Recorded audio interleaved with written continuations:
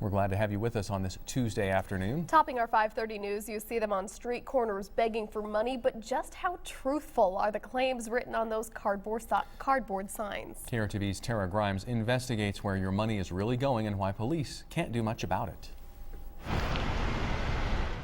I don't spend a whole lot of time out here. It's just since I get my needs. For about 2 days a week, this is where a man whom we'll call Brian stands, collecting money from anyone willing to give.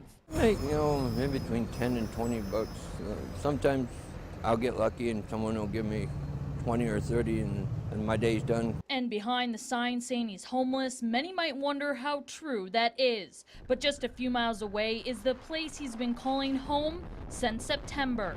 I got an Arctic sleeping bag and then a couple blankets go on top of it. When he's not underneath this bridge asleep in his tent, he tells us he spends his time working to find a job, going to vocational rehab, and seldomly seeing a doctor about his medical issues. When someone asks why he won't seek help at a shelter, he says he has his own reasons. A lot of people who stay in the shelters become systemized. See, when I was in New York, I've met people that have been in the shelter system for 40 years. All they do is shuffle from one shelter to the other.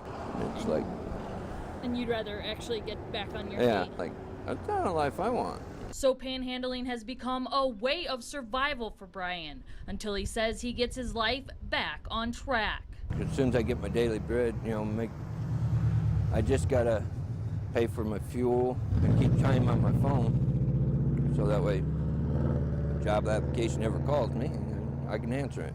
But police say every time a person hands a bill to a panhandler, they're taking a chance on where that money will really go. Usually they're just trying to get a little extra cash so they can go buy cigarettes or buy alcohol, that type of thing. We watched as this woman and an acquaintance asked for money near the store. At the end of the day, they bought groceries and cigarettes. The woman panhandles with a sign bearing the word homeless. Yet we received confirmation by multiple sources that she lives here. And when we went to visit, we were told she wasn't at home because she was at work. Deceptive or not, however, there are no laws in Great Falls against begging for money. But there are times when law enforcement can step in. If they're being aggressive, they're using profane language, they're stopping you from your normal procession or where you're trying to go, stepping in your way, it constitutes a criminal activity of disorderly conduct. While Brian and the woman are clear as far as the police are concerned, Brian even admits standing there isn't easy. You gotta swallow a lot of pride.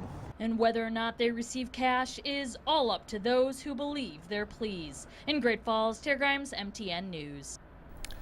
Great Falls police say the number of panhandlers depends on the season. In the summer, passing by a panhandler can become a daily occurrence. Tomorrow night, KRTV's Jen Fenter looks into how downtown businesses plan to make a change in the lives of the homeless. Well, the right to privacy is a hot topic at the state capitol today. One of the proposals is from Great Falls Senator Anders Blewett. He wants to limit the times when law enforcement can conduct strip searches. If a person is not facing a felony, Blewett's bill says an officer would have to have reasonable suspicion that the suspect is concealing a weapon or other contraband. This is a good example of Montana's progressive constitution. We have a right to privacy that is stronger than any other state in the country, and it crosses party bounds. Blewett's legislation on its way to the House for a vote. We'll explore a couple of other bills addressing privacy rights coming up tonight at 10. Montana Governor Steve Bullock signed 3 bills into law today. And while they are not technically the first bills he has signed, they are the first policy statement bills to pass through the entire process. House Bill 42 increases the amount of money someone can pay if they're found guilty of destroying property. Under the old law, the maximum fine was $2,500. It's now set at $6,900. The second bill forces the Montana Lottery to pay its vendors from the lottery fund. And the final bill changes the budget formula for 2-year colleges to eliminate duplicate funding. A church leader from half a world away is calling Montana his home for the week. The Catholic Archbishop comes all the way from Tanzania, Africa. He spent most of his time in Conrad checking in on one of his students who's serving as the priest at St. Michael's Church. KRTV's Claire Anderson spent the day alongside these men of faith and found our rural Montana culture plays an important role in what they take back to Africa. We are trying to build a future for our country. And in order to build the future, we have to start by learning from those who are ahead of us.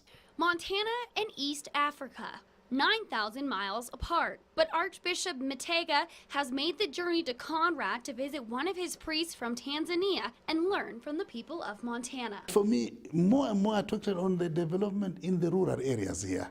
This is the development which we could emulate. It is easy for us to follow and learn. Specifically, Matega wants to emulate certain aspects of agriculture in the Golden Triangle, including grain storage and irrigation techniques. I would have wished people, farmers from here, to come to Tanzania and help our farmers how to improve their way of working in order to produce more. The trip isn't all business. Father Hugo is also very excited to show the Archbishop around and show him the way of life in the United States. To learn what is in the United States, lifestyle development.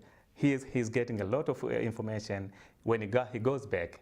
This gives us, opens our mind to see what we can emulate and what we can improve and what we can start our own. Ultimately, they hope to make Tanzania a little more like Montana. In Conrad, Claire Anderson, MTN News. Archbishop Matega has already made stops in Orlando, Florida and Omaha, Nebraska. Next up, he'll head to our state capital to meet with the Catholic Bishop of the Helena Diocese.